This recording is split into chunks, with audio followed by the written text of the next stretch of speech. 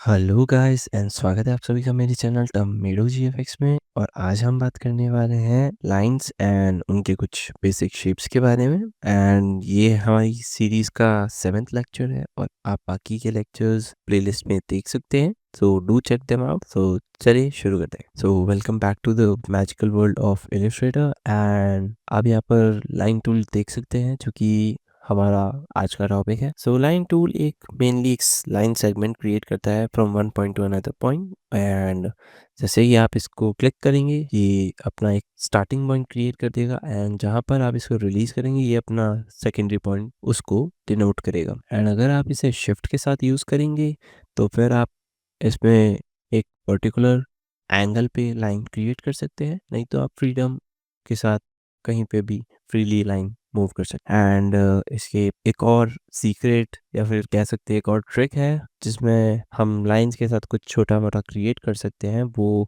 कुछ ऐसे है कि आप अगर फर्स्ट पॉइंट क्रिएट करते हैं एंड सेकंड पॉइंट को अपने एक सिमिलर साइन जो कि अपोस्ट्रोफी का साइन भी है उसके साथ क्रिएट करते हैं, तो फिर आप देख सकते हैं कि हम बहुत सारी लाइंस क्रिएट कर पा रहे हैं with a single point.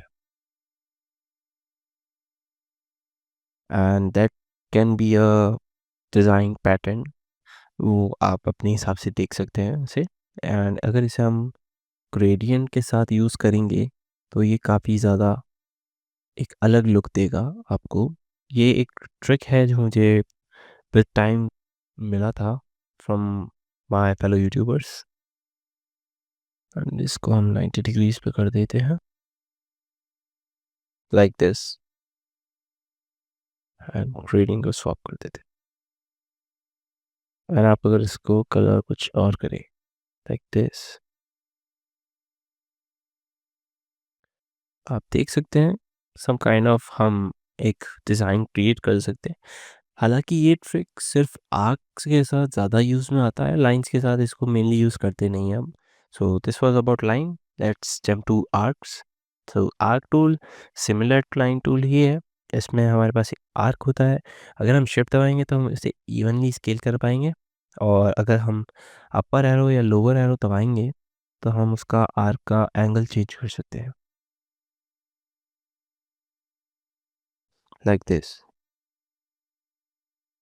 And arc के साथ ही हमने वो ट्रिक जो मैं आपको बता रहा था वो यूज़ करी है, जिससे हम एक नॉर्मल सा एक डिज़ाइन क्रिएट कर सकते हैं। हमने एक अगर आर्क क्रिएट करा है और उसको थोड़ा सा डाउन सैंपल करके हमने सर्कुलर रखा है, फिर अब जब हम सिमिलर साइन यूज़ करेंगे लाइक दिस तो हम एक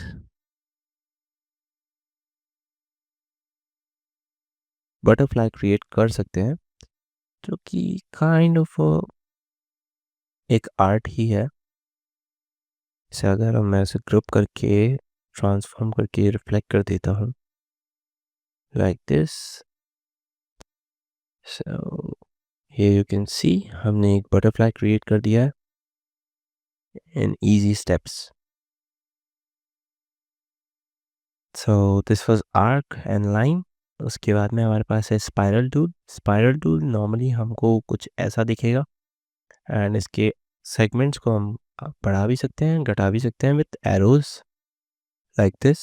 and the secret about spiral tool is कि अगर हम कहीं पे भी क्लिक करें तो हमारे पास स्पाइरल टूल की प्रॉपर्टीज़ आ जाएगी, जिसमें अगर हम डीके को 99 कर दें तो हमारे पास कुछ अलग टाइप ऑफ डिज़ाइन आ रहा होगा, जो कि आप देख सकते हैं यहाँ पे, जो कि काफ़ी ज़्यादा एक सिमेट्रिक पैटर्न क्रिएट कर रहा है। और इसको मैं बढ़ा भी सकता हूँ घटा भी सकता हूँ। एंड ये हमारा स्पाइरल तब बन रहा है जब हमने हमने इसका डीके 99 रखा है। अगर हम क्लिक करके उसका डीके अराउंड 90 करें तो ये एक अलग पैटर्न देगा, और हम उसका रोटेशन भी चेंज कर सकते हैं तो लाइक दिस। सो आप देख सकते हैं हमारा स्पाइरल जो है वो काफ़ी डिफरेंट आया है इस बार। सो आप इसके साथ प्ले करिए, आपको विद टाइम समझ में आ ही जाएगा कि हम कैसे कैसे स्पाइरल टूल के साथ वर्क कर सकते हैं। आफ्टर स्पाइरल टूल हमारे पास है रेक्टेंगल ग्रिड। ये हमारा अभी तक का ईजीएस्ट टूल है, एंड इसमें हमें सिंपली ग्रिड क्रिएट करने का एक टूल मिलता है जिसको हम इंक्रीज कर सकते हैं विद एरोज। जैसे अगर आप यहाँ पे अपर एरो दबाएंगे तो हमारी हॉरिजॉन्टल लाइंस इंक्रीज होंगी, एंड अगर आप यहाँ पर साइड एरोस दबाएंगे तो हमारी वर्टिकल लाइन इंक्रीज होंगी, like this.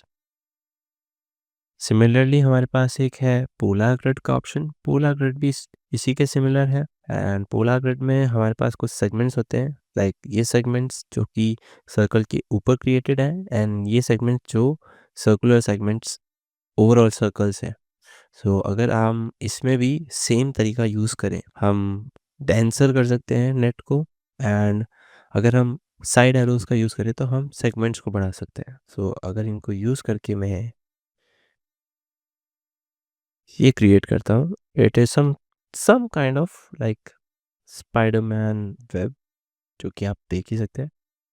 So this was about our polar grid and all of the line shapes tool. चलिए ये हो गया हमारा लाइन टूल एंड उससे रिलेटेड टूल्स के बारे में। अब हम बात करते हैं शेप्स के बारे में। शेप्स में हमारे पास सबसे पहले है रेक्टेंगल टूल। सो रेक्टेंगल टूल को हम शिफ्ट दबा कर यूज़ करेंगे तो हम एक स्क्वायर क्रिएट करेंगे, एंड नॉर्मली अगर हम क्लिक करेंगे और बिना शिफ्ट के अगर हम कुछ क्रिएट करेंगे तो वो एक रेक्टेंगल क्रिएट करेगा। टॉकिंग अबाउट शेप्स, हम इस छोटे से पैनल के बारे में बात कर लेते हैं। अभी इस छोटे से पैनल में हमें शेप का फिल और शेप का स्ट्रोक दिख रहा है।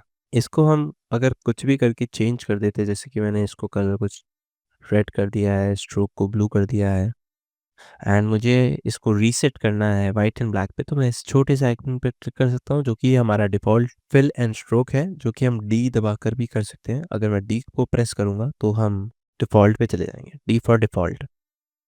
एंड यहाँ पे हमारे पास एक स्वैप का आइकन है, जिस पे अगर हम क्लिक करेंगे तो हमारा स्ट्रोक एंड हमारा फिल का कलर स्वैप हो जाएगा, लाइक दिस। और अभी आप देख सकते हैं कि हमारा स्ट्रोक एक्टिव है और हमारा फिल डिसेबल है, और अगर हम एक्स दबाते हैं तो हमारा फिल एक्टिव हो जाएगा एंड स्ट्रोक रिसेसिव या फिर डिसेबल हो जाएगा। सो ये enable and disable stroke and fill में कैसे हो सकता है, मैं आपको समझाता हूँ। अगर हमारा फिल इनेबल है तो अगर यहाँ से हम कलर्स को चेंज करेंगे तो हमारा फिल चेंज होगा, और अगर यहाँ पर स्ट्रोक इनेबल है तो अगर यहाँ पे मैं कलर्स को चेंज करूँगा तो हमारा स्ट्रोक चेंज होगा। मैं स्ट्रोक का साइज़ बढ़ा देता हूँ ताकि आपको दिख सके। ये देखिए, तो जिस चीज़ को हम इनेबल करेंगे वही एक्ट करेगा। एंड इसके नीचे हमारे पास यहाँ पर 3 चीज़ें हैं, आप इनको देख के शायद समझ ही जाएँगे, बट मैं आपको एक बार आउटलाइन दे देता हूँ। अगर मैं फिल के ऊपर हूँ तो यहाँ पर ये सॉलिड कलर शो कर रहा है। उसके बाद में हमारे पास एक ऑप्शन है ग्रेडिएंट का। अगर मुझे फिल की जगह ग्रेडिएंट यूज़ करना है सॉलिड कलर की जगह, एंड लास्ट है हमारे पास एम्प्टी। तो ये एम्प्टी हो जाएगा एंड इसमें कोई भी कलर नहीं होगा। So that was about this panel. चलिए अब जल्दी से हम सारे शेप्स के बारे में बात कर लेते हैं।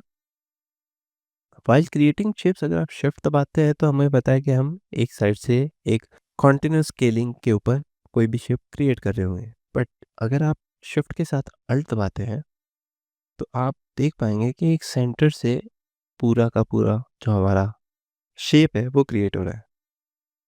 और अगर यहाँ पर आप शिफ्ट को छोड़ देते हैं तो ये कॉन्टिन्यूस की जगह वेरिएबल पे स्केल होगा, बट इक्वल एंड अपोजिट पे, जो कि हमारे न्यूटन बाबा का थर्ड लॉ है।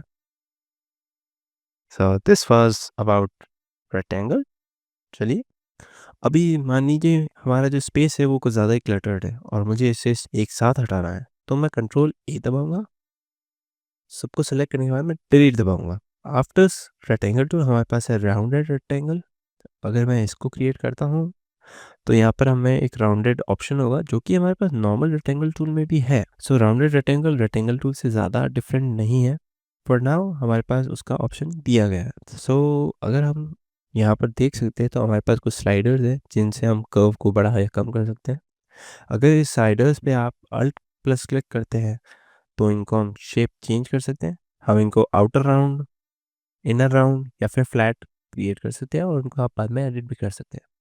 या फिर आप अगर कंट्रोल दबाएं एंड देन इसको एक जगह पे क्लिक करें और फिर इसको छोटा करें, तो ये एक तरीके से आपका एक साइडेड छोटा होगा और बाकी के साइड अफेक्ट नहीं होंगे।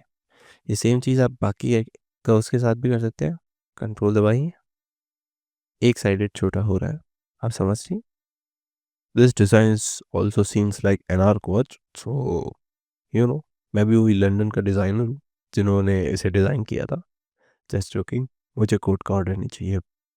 सो ये हो गया हमारा राउंडेड रेक्टेंगल। उसके बाद में हमारे पास है एलिप्स। एलिप्स का भी हमारे पास सेम सिस्टम है, जहाँ पर अगर हम शिफ्ट दबाएंगे तो इक्वली स्केल होगा, और अल्ट दबाएंगे तो वो सेंटर से आउटर की तरफ स्केल होगा। एंड वन मोर थिंग, कि ये सारे के सारे शेप्स के साथ हम वो ट्रिक यूज़ कर सकते हैं जो हमने पहले की थी, जो कि हम सिमिलर साइन को दबा के करते थे। हालांकि काफ़ी ज़्यादा बुरा हो जाएगा अभी के लिए, क्योंकि हमने पहले यूज़ कर रखा है, बट बाकी शेप्स के साथ ये वर्क नहीं करता, सिर्फ आर्क के साथ ही ज़्यादा अच्छे से वर्क करता है। सो कीप इन माइंड, जब आप इस ट्रिक को यूज़ कर रहे हो तो आप क्या चीज़ यूज़ कर रहे हैं। उसके बाद में हमारे पास है पॉलीगॉन टूल। ये थोड़ा मैथमेटिकल हो जाएगा आपके लिए शायद, बट मैं आपको ईजिली समझा देता हूँ। पॉलीगॉन टूल में हमारे पास ऑन फर्स्ट 6 साइड्स होंगी। हम इसको एरो के साथ इंक्रीज या डिक्रीज कर सकते हैं, लाइक दिस।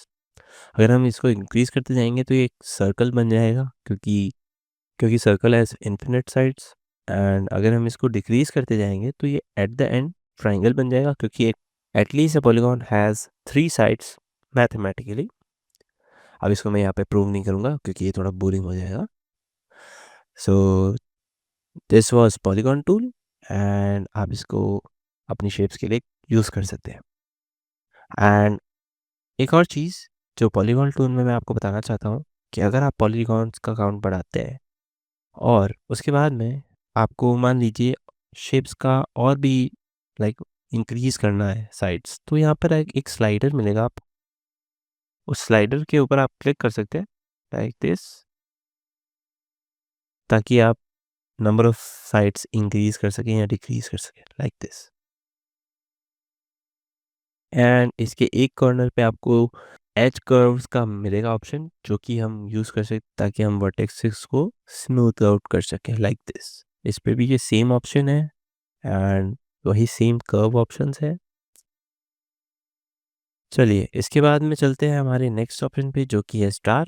स्टार काफ़ी इजी सा ऑप्शन जो हम यूज़ करते थे। ये नॉर्मल स्टार है, एंड इस पे भी हम अगर नंबर ऑफ साइड्स इंक्रीज करना चाहें तो हम एरोस के साथ कर सकते हैं, एंड डिक्रीज भी कर सकते हैं, एंड इसको हम कर्व भी कर सकते हैं, लाइक दिस। तो ये शेप मेनली अभी गूगल पिक्सेल्स में यूज़ हो रहा है as a theme. So this is the theme, you know, who knows कहाँ से वो नेक्स्ट शेप्स ले ले for their theme. And at last हमारे पास फ्लेयर टूल है। फ्लेयर टूल काफ़ी मतलब बेकार सा टूल, बोरिंग सा टूल। मुझे आई गेस अराउंड 6 ईयर्स हो चुके होंगे इलस्ट्रेटर यूज़ करते हुए, बट मुझे फ्लेयर टूल का यूज़ अभी तक समझ नहीं आया है। ये मेनली बस एक सन का फ्लेयर क्रिएट करते हैं हम कैमरा लेंस में, वैसा कुछ टाइप है। अगर हम यहाँ पर एक फ्लेयर क्रिएट करते हैं और उसका एक पॉइंट क्रिएट करते हैं, लाइक दिस, जैसे ये फ्लेयर यहाँ पे कैमरा में हमारी आंखों में आ रहा है ऐसे, तो ये काइंड ऑफ एक फ्लेयर क्रिएट कर रहा है, जो हमारे कैमराज में आता है आजकल। मुझे ये ज़्यादा यूज़फुल लगा नहीं। अगर आपको इससे कोई यूज़ या फिर कोई क्रिएटिव दिख रहा हो तो आप इसे ज़रूर ट्राई करें, एंड मुझे भी शेयर करें in comments. So that was about shapes, and we have completed our today's topic. अगले लेक्चर में हम बात कर रहे होंगे ब्रशेस के बारे में, कि हम ब्रशेस कैसे क्रिएट कर सकते हैं और ब्रशेस को कैसे यूज़ करा जाता है, एंड किस किस टाइप के ब्रशेस होते हैं। So stay tuned for that, and take care.